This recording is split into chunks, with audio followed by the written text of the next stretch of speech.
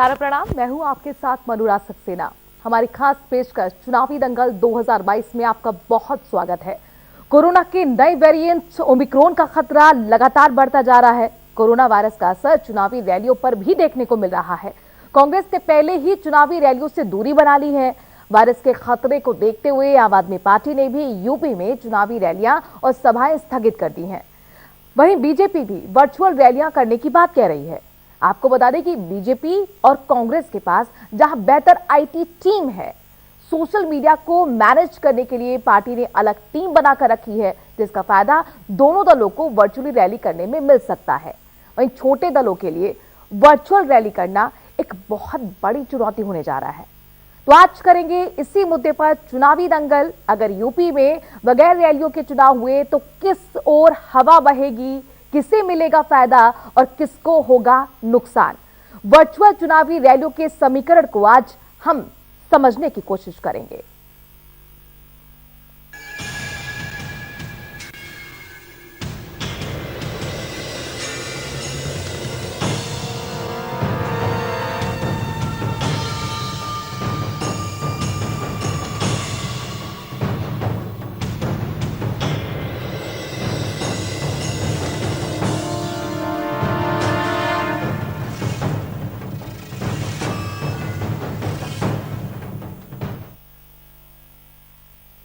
आबादी के हिसाब से दुनिया के सबसे बड़े लोकतंत्र भारत में चुनाव अभियान की बात हो तो चुनावी रैलियां बेहद अहम और खास हो जाती हैं। रैलियों के जरिए राजनीतिक दल लोगों के बड़े समूह तक अपनी बातों को पहुंचाते हैं और दिलों को जीतकर चुनाव में विजयश्री को पाते हैं। वहीं बात करें आज के दौर की तो फिलहाल कोरोना के नए वेरिएंट ओमिक्रॉन वायरस का कहर बढ़ता जा रहा है। लाखों लोग एक दिन में संक्रमित हो रहे हैं। ऐसे में चुनावी रैलियों में भारी भीड़ जुटने से कोरोना संक्रमण का खतरा बढ़ गया है। यही वजह है कि राजनीतिक पार्टियां अब डिजिटल प्लेटफॉर्म पर लोगों के बीच अपनी बातों और वादों को पहुंचाने की कवायद में जुटी हुई हैं। राजनीतिक दल वर्चुअल रैली की ओर बढ़ रही हैं, लेकिन एक नजर अब तक की हुई वर्चुअल रैलियों पर डालना बेहद जरूरी हो जाता है। सबसे ज्यादा कोई वर्चुअल रैलियां सुर्खियों में रही तो वो है गृह मंत्री अमित शाह की वर्चुअल रैली। 2020 के बिहार विधानसभा चुनाव में अमित शाह ने बड़े पैमाने पर वर्चुअल रैलियां की थीं। वहीं 2014 के लोकसभा की बात करें तो नरेंद्र मोदी ने देश भर में बीजेपी के चुनाव प्रचार अभियान में 437 वर्चुअल रैलियां की थी।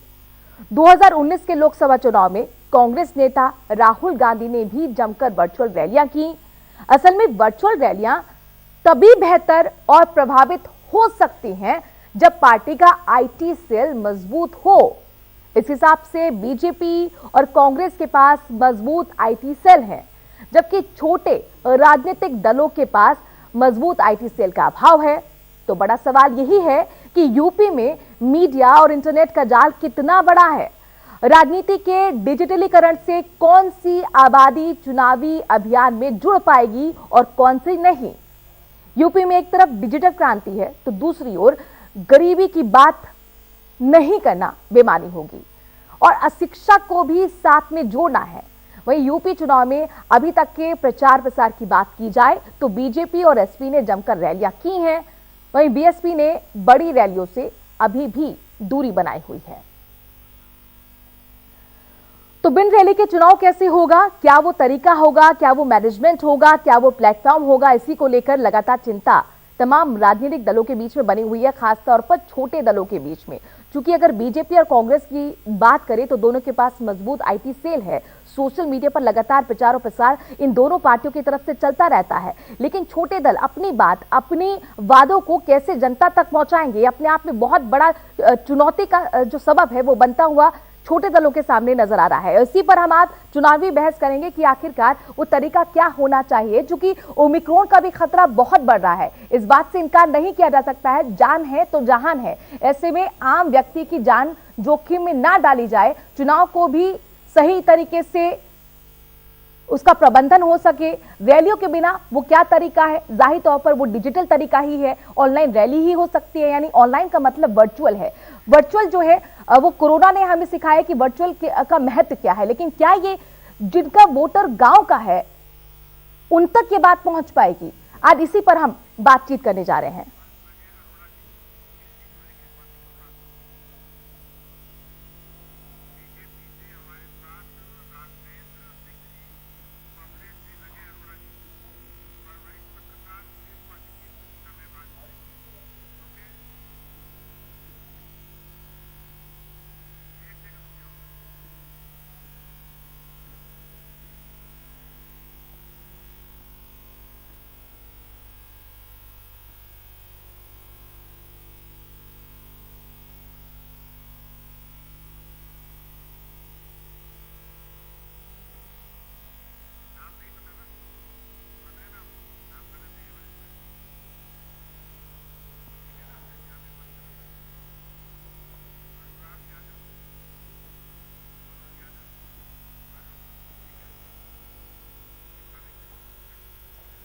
तो चलिए चुनाव बहस की शुरुआत करते हैं। हमारे साथ खास पैनल जुड़ गए हैं। मैं तारुफ फरादू, आलोक वर्मा हमारे साथ बीजेपी की तरफ अपनी बात रखने के लिए जुड़ गए हैं। आलोक जी बहुत बहुत स्वागत है आपका। मनोज यादव समाजवादी पार्टी की तरफ से प्रवक्ता हमारे साथ जुड़ गए हैं। अनुराग यादव वरिष्ठ पत्रकार हमारे साथ जुड़ गए हैं। आप सभी मेहमानों का बहुत बहुत स्वागत है। सबसे पहले आलोक जी आपकी तरफ रुख करते हुए, चूंकि सरकार भी आपकी है, सबसे बड़ी पार्टी भी आप है, आज ही चुनाव आयोग की बैठक हुई नीति आयोग के साथ और उसमें बात ये रखी गई कि ठीक है, हम तो विचार कर रहे हैं कि कैसे मैनेज किया जाए रैली को, किस तरीके का प्रारूप होना चाहिए, लेकिन राजनीतिक दलों को भी आगे आकर, नेताओं को आगे आकर भी पहल करनी चाहिए। आपकी तरफ से क्या इनिशिएटिव लिया जाएगा सर? लखनऊ भी आई थी, भारतीय जनता पार्टी के प्रतिनिधि चुनाव आयोग के लोगों से मिले थे। अपनी बात उत्तर प्रदेश में हमने किस तरीके का बंदोबस्त किया है, क्या कुछ किया है, किस तरीके से आगे बढ़ा जा सकता है, ये बात हमने चुनाव आयोग के सामने रखी।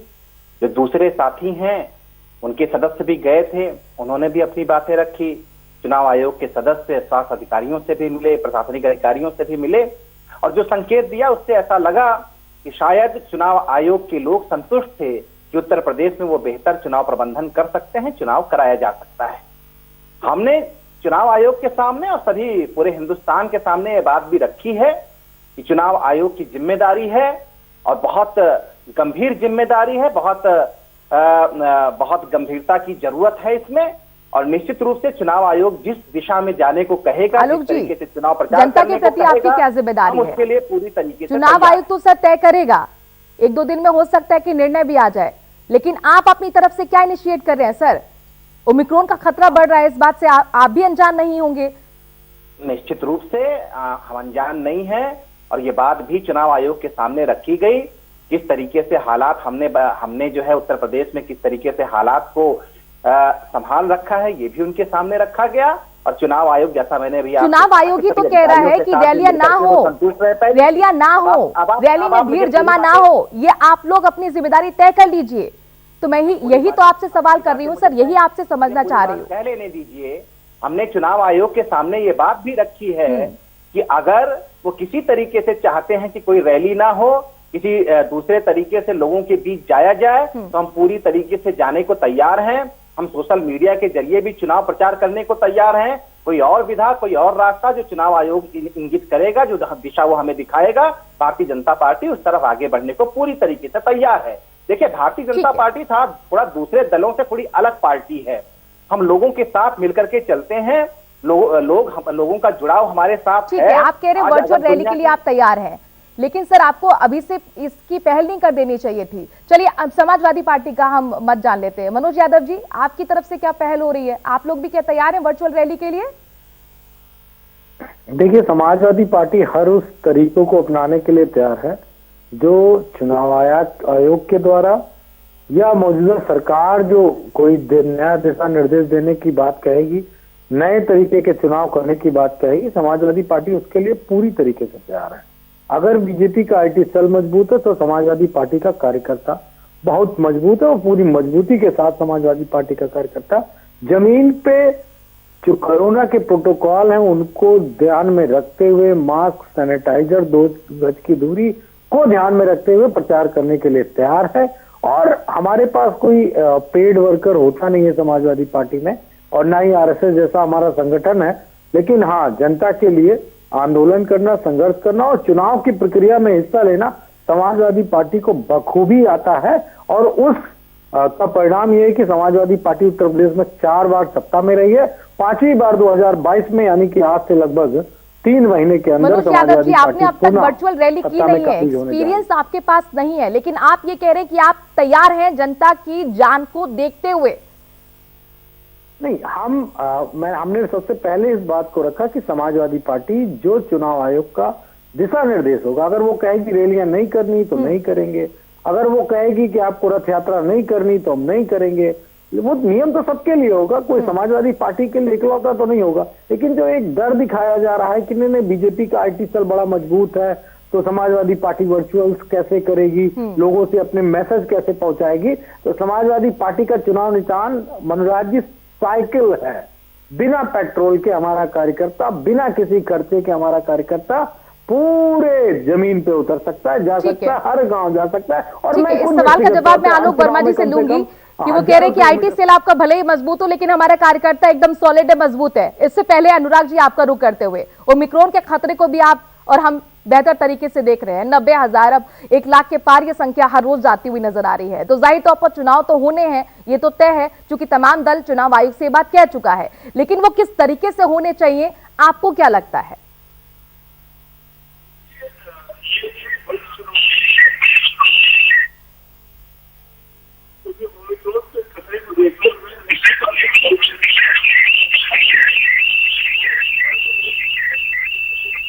अनुराग जी के ऑडियो में दिक्कत है, उसको हम दुरुस्त कराने की कोशिश करेंगे। आलोक जी आपके पास आते हुए, मनोज यादव जी कह रहे हैं कि जो भी फैसला चुनाव आयोग लेगा हम उसके साथ हैं।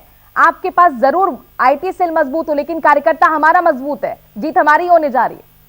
नहीं, बिल्कुल ठीक बात है, कार्यकर्ता उनके मजबूत है, नेता उनके मजबूत है। मुझे तो मुलायम सिंह यादव के बाद अखिलेश यादव जी का ही चेहरा दिखाई पड़ता, और कोई नेता तो मुझे दिखाई नहीं पड़ता।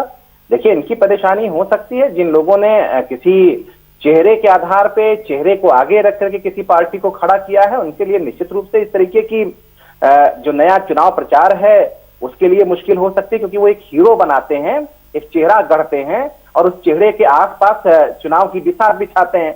भारतीय जनता पार्टी जो भारतीय जनता पार्टी के निचले सदस्य हैं, निचले सैनिक हैं, उनकी पार्टी है।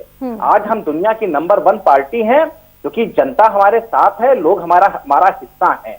तो हमें लगता है जी, आप अगर नंबर 1 पार्टी है, तो आपको नहीं लगता कि आपको भी एग्जाम्पल सेट करना चाहिए था? यहाँ पर रैली रद्द करने के मामले में तो कांग्रेस बाजी मार ले गई सर, प्रियंका गांधी ने सबसे पहले रैली रद्द की। मैंने कहा ना कि हमने जो वर्तमान स्थितियां हैं उत्तर प्रदेश की, प्रियंका गांधी जी जो चाहें करें, उनका अपना मन है। वो कभी महिलाओं को टिकट देने की बात करती हैं, कभी किसी और तरीके की बात करती है, उनका अपना सियासी मंतव्य हो सकता है, उनका अपना तरीका हो सकता है, उनका प्रोपेगेंडा करने का अपना तरीका होता है, हमें उस पर नहीं जाना।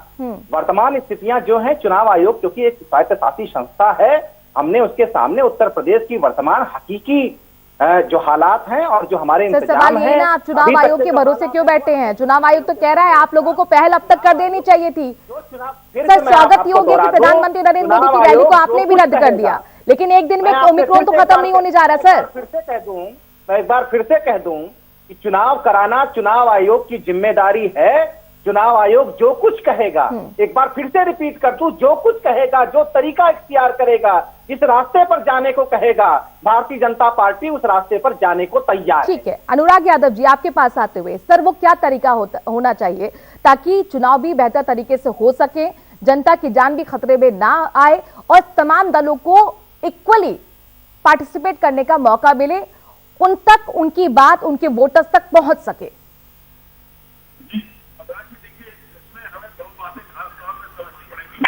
कि जब हम वर्चुअल रैली की बात करते हैं तो ये बहुत ही खर्चीला तरीका, और दूसरी बात यह है कि अनुराग जी ऑडियो में दिक्कत है, हम आपके पास वापस आएंगे। मनोज जी आपका रुख करते हुए, आप लोगों ने अखिलेश यादव की रैली को रद्द कर दिया है, अच्छी बात है सर, गोंडा में, बस्ती में, अयोध्या में रैली होनी थी, लेकिन सर ये 3 दिन की ही बात नहीं है, क्योंकि आप विशेषज्ञों को अगर सुन रहे हैं, उनका कहना है कि फरवरी के फर्स्ट वीक में पीक पे आने वाली है, आगे फिर आप क्या सोच रहे हैं सर? देखिए, समाजवादी पार्टी ने जिस तरीके से आज इस पे बहस हो रही है कि कोरोना की तीसरी लहर आने जा रही, इन सारी बातों को ध्यान में रखते हुए समाजवादी पार्टी ने अपना प्रचार प्रसार शुरू किया था और उसके हिसाब से ही समाजवादी पार्टी ने पूरी तैयारी कर रखी थी।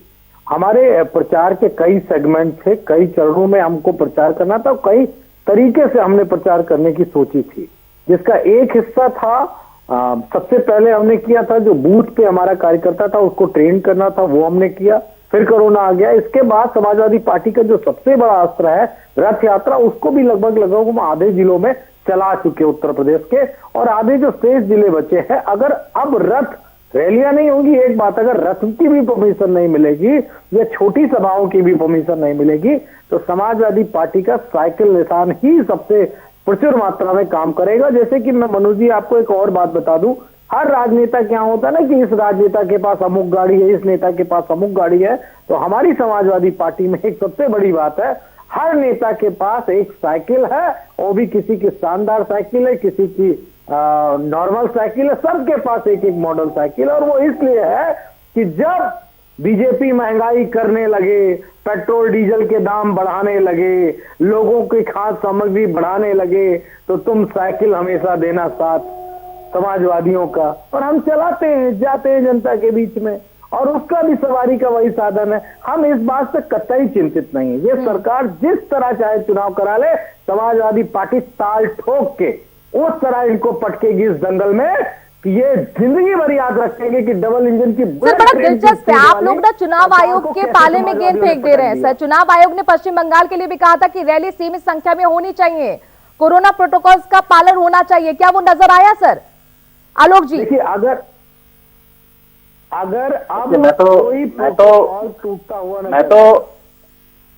मैं तो मनोज भाई को सुन रहा था, उनकी साइकिल बड़ी मजबूत है, और उसकी मजबूती कितनी है ये आपने भी अच्छी तरीके से देखा होगा। मनोज भाई भी अच्छी तरीके से जानते हैं, मन को बहला रहे हैं, क्योंकि उसके हैंडल पकड़ने वाला एक व्यक्ति है, जिस तरीके का वो निर्णय लेता है उसी तरीके से साइकिल आगे की तरफ बढ़ जाती है। 2017 में उन्होंने कांग्रेस के हाथ को अपने साइकिल पर लगा लिया था।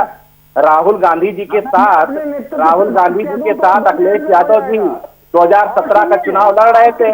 दोनों पार्टियों को उस समय कुल मिला के 54 सीटें, 403 सीटों में 54 सीटें 2017 के इलेक्शन में मिली। 2019 में हाथी चल मेरे साथी अखिलेश यादव जी ने मायावती जी के साथ कहा, दोनों लोगों को 15 सीटें मिली, 5 सीटें है साइकिल को मिली। मनोज भाई अच्छी तरीके से जानते हैं। चुनाव में जीत हार तो लगती रहती है सर, पश्चिम बंगाल में भी तो आप हारे हैं। सर आपने मेरे सवाल का जवाब नहीं दिया, आप सपा को घेरने में लग गए। सर आप सपा को घेरने में लग गए। लोकल बॉडीज के भी तो इलेक्शन हुए थे ना सर उत्तर प्रदेश में। सर लोकल बॉडीज के इलेक्शन हुए थे। आलोक जी मेरे सवाल का जवाब दीजिएगा, उसके बाद मनोज जी के पास मैं जाऊंगी। लोकल बॉडीज के इलेक्शन हुए थे सर, कितने शिक्षक जिनके चुनाव में ड्यूटी लगाई गई थी वो कोरोना संक्रमित हुए, कितने ने जान गंवाई सर? आपको नहीं लगता आपको यहाँ पर बड़ा दिल दिखाते हुए, चूंकि आप कह रहे हैं कि आप नंबर 1 पार्टी हैं, सबसे बड़ी दुनिया की सबसे बड़ी पार्टी है, तो आपको पहल कर देनी चाहिए थी अब तक सर, वर्चुअली रैली पे आ जाना चाहिए था। आप क्या तो तमाम बीजेपी के बड़े बड़े नेता, रक्षा मंत्री राजनाथ सिंह अभी तक मौजूद थे, नितिन गडकरी तो अभी भी मौजूद है, रैलियां अभी भी चल रही है सर आपकी। मुझे लगता है मोहतरमा कि चुनाव आयोग एक ऐसा संस्था है, हिंदुस्तान की एक ऐसी संस्था है जो बेहतर तरीके से हालात को भांप सकता है, समझ सकता है, और अधिकार संपन्न एक संस्था है। सर चुनाव आयोग भी कह रहा है आप लोगों को आगे आना चाहिए, नेताओं को समझना चाहिए, इतनी भीड़ नहीं होनी चाहिए। आप सुन लीजिए, उसके बाद अगली बात कहिए। चुनाव आयोग जब लखनऊ आया तो हमने पूरी बात उसके सामने रखी, उत्तर प्रदेश के किस तरीके के हालात हैं, कोविड के किस तरीके से हालात हैं, किस दिशा में किस हालात में हम अभी तक पहुंचे हैं, अस्पतालों के किस तरीके के हालात हैं। और उसके बाद चुनाव आयोग ने दूसरे अधिकारियों से भी बातचीत की, उन्होंने समझा, बूझा, जाना, तब वो आगे बढ़े, कोई संकेत दिया है। और मैं ये भी कह रहा हूं कि आने वाले समय में चुनाव आयोग कहता है कि इलेक्शन होना है, नहीं होना, या कोई और फैसला करता है, चुनाव का प्रचार बंद हो जाना चाहिए, होना ही नहीं चाहिए, या किसी और तरीके से होना चाहिए, जो भी वो सुझाव देगा भारतीय जनता पार्टी उसकी तरफ चलेगी, उस दिशा में आगे बढ़ेगी।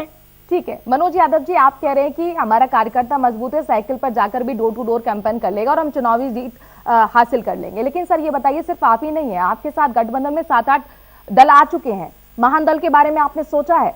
ओम प्रकाश राजभर की सोहेल देव पार्टी के बारे में सोचा है सर?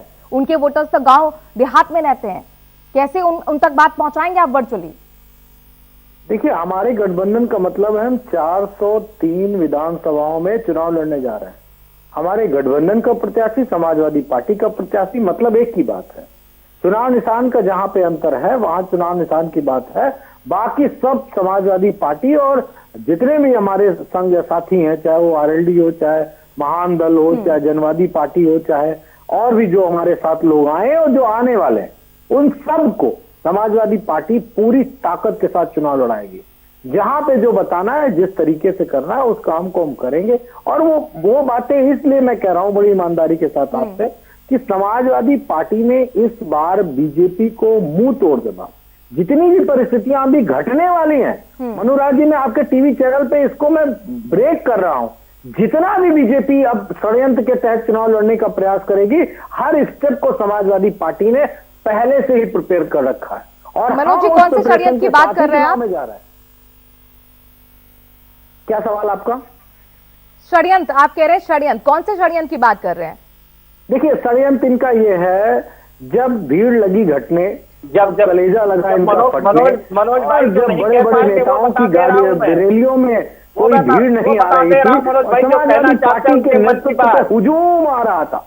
अरे इनके कई प्रदेश अध्यक्ष और इनके राष्ट्रीय अध्यक्षों के प्रोग्राम में भीड़ नहीं आई, प्रोग्राम कैंसिल करना पड़ गया इनको उत्तर प्रदेश में, डबल इंजन की सरकार को। तब ये सारी चीजें सामने आई हैं। कोरोना भी आ गया, ओमिक्रॉन भी आ गया, और पता नहीं अभी क्या क्या आना बाकी। हमें सब मालूम है कि ये किस किस हथकंडे को अपनाएंगे, लेकिन हम इनको अंतिम ठीक है। अनुराग जी बहुत देर से वेट कर रहे हैं, अनुराग जी की तरफ रुक करते हैं। अनुराग जी, चुनाव आयोग ने तो पहले भी डिरेक्शंस दिए थे ना, पश्चिम बंगाल में हमने देखा था, रैलियों में सीमित संख्या कर दी थी, लेकिन वहां था ना कोई मास्क था, ना 2 गज की दूरी थी। आपको लगता है कि कोई भी डायरेक्शन चुनाव आयोग की तरफ से आएगा तो वो फ्रूटफुल हो पाएगा इन रैलियों में और इन दलों की तरफ से माना जाएगा?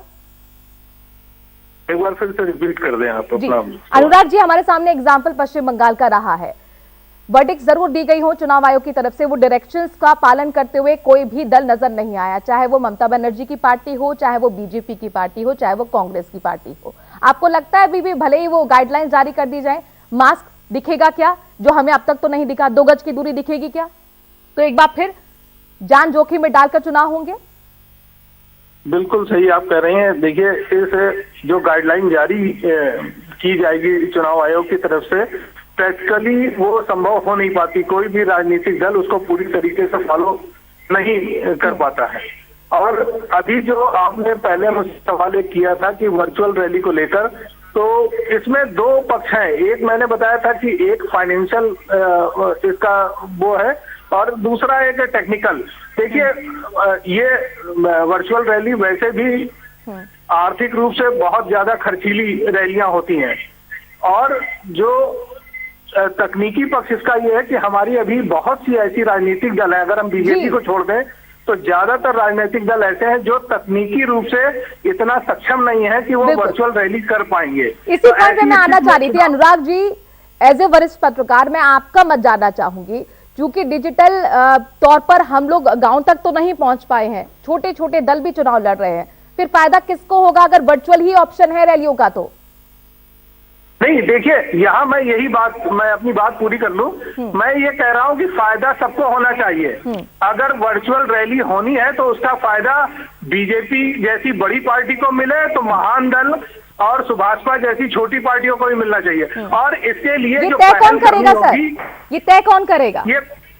ये चुनाव आयोग को करनी पड़ेगी। जिस तरीके से कभी दूरदर्शन इकलौता इलेक्ट्रॉनिक चैनल होता था और दूरदर्शन और आकाशवाणी पर चुनाव आयोग समय देता था सभी पार्टियों को, इसी तरीके से वर्चुअल रैली का आयोजन उसे इस प्रकार से चुनाव आयोग को सारा खर्चा उठाते हुए इस प्रकार से करना चाहिए कि उसमें सभी राजनीतिक दलों को बराबर समय दे और वो जनता को संबोधित करे उसके माध्यम से। उसमें किसी भी पार्टी का अपना कोई योगदान नहीं होना चाहिए और समय चुनाव आयोग तय करे, स्थान और एलईडी। अनुराग जी, आपने बहुत अच्छी ओपिनियन रखी, उम्मीद करते हैं चुनाव आयोग तक पहुंचे, लेकिन चुनाव आयोग ये भी कह सकता है कि भाई रैली को हम तो फंड नहीं देते, रैली का आयोजन हम नहीं करते हैं, तो ये तो पार्टियों की तरफ से होता है, तो पार्टियों को ही मैनेज करना होगा कि कैसे वर्चुअल रैली करनी है।